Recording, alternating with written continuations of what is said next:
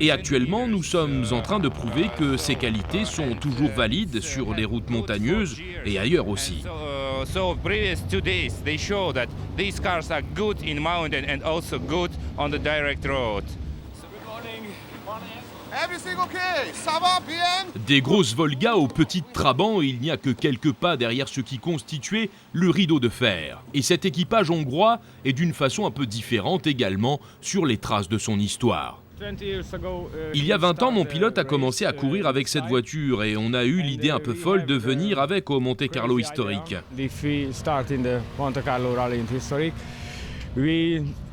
Mais on ne sait pas vraiment ce que ça va donner car on n'a jamais participé à ce genre d'épreuve de régularité. C'est très difficile. Very difficult.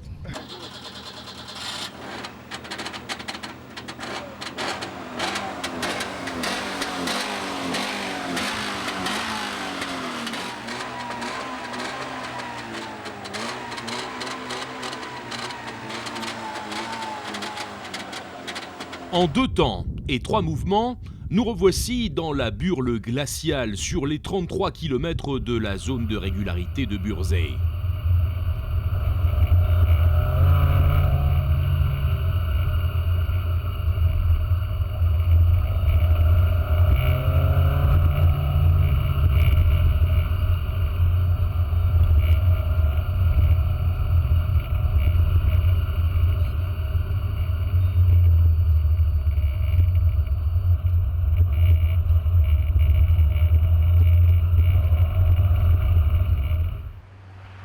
L'équipage de cette Lancia est à peine en train d'entamer son parcours commun que déjà, à l'autre bout de la caravane, les premières équipes sont de retour vers Valence.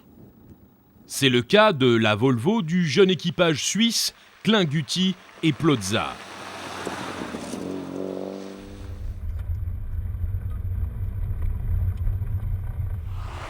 Michel Chabran et Jean-Paul Lacombe sont également de la partie.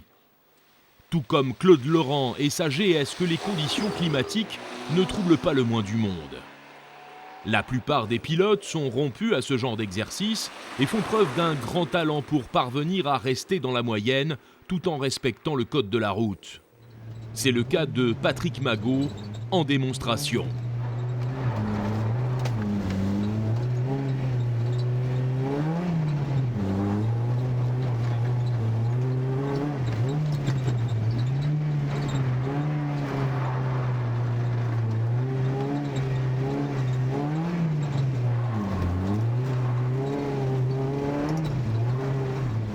Toujours au sommet de son art, Patrick a déjà promis de revenir l'an prochain.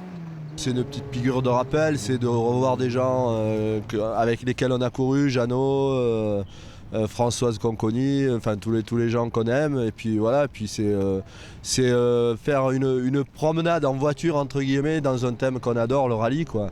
Et je pense que c'est ça l'état d'esprit qu'il faut avoir en historique. Bon après je comprends très bien que les gens veulent gagner, mais je pense que j'ai encore une petite pointe de vitesse et je vais encore faire un peu de classique entre temps. Dans l'atmosphère des petits villages de l'Ardèche feutrés par la neige, le cortège du rallye s'étire jusqu'à la place du marché de Saint-Agrève. C'est là que se tient le contrôle horaire de la mi-journée. Lieu de passage obligé, nécessaire parfois un petit toilettage. Un moyen aussi de marquer une pause, sortir de la voiture, se restaurer pour éviter l'inattention due à la fatigue et à la répétitivité de la conduite en montagne.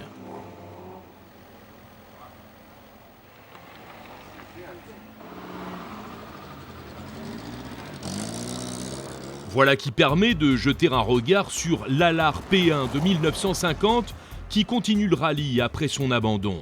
Une berline à mécanique Ford pour la motorisation et pour la transmission. Les P1 ont été produites entre 1949 et 1952 et une d'entre elles a remporté le Monte Carlo lors de sa dernière année de production. C'est Sidney Allard lui-même qui était au volant. Autre voiture victorieuse